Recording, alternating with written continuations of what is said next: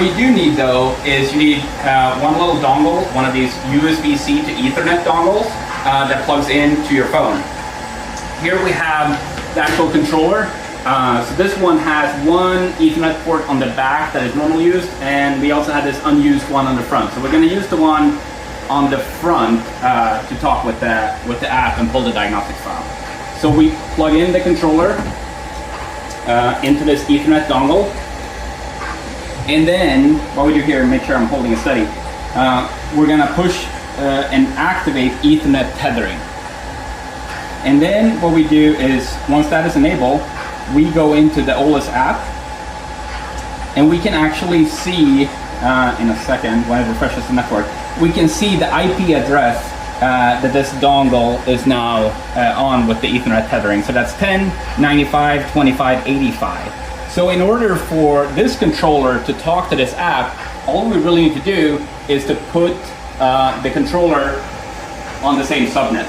What I'm going to do is I'm going to put this down, and I'm in this Ethernet settings menu here right now. So you just got to make sure you're on the right port. It obviously has two, so you can page between the two.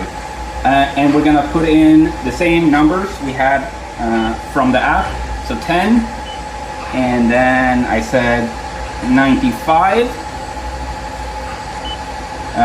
25, and then this one was given 85 at the end. So because we don't want the IPs to collide, we're going to put this one on 86.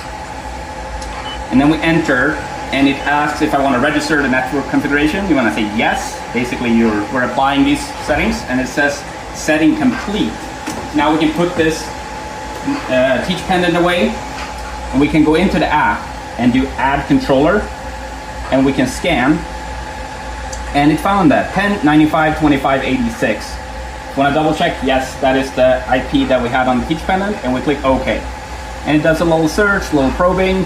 You say OK, it found the Kawasaki controller. And then to pull the backup file, all we have to do is click the diagnostic menu and say collect diagnostics.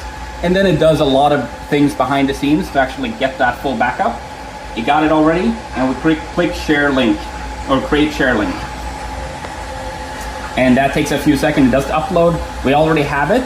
And now we can actually walk over to my computer. So I got the zip file here. I'm gonna pull that out on the bigger screen. There it is. And here, and we're gonna open up the AS file, is where all the Kawasaki backup stuff is in. And here it all is. We got some 4,000 lines of backup here. So there's a lot of stuff to sift through. In future versions of OLS, we can add some better parsing of this to make it a little bit easier to look at. But basically, all of the information you need is here. You got I/O data, you got position data, you got settings.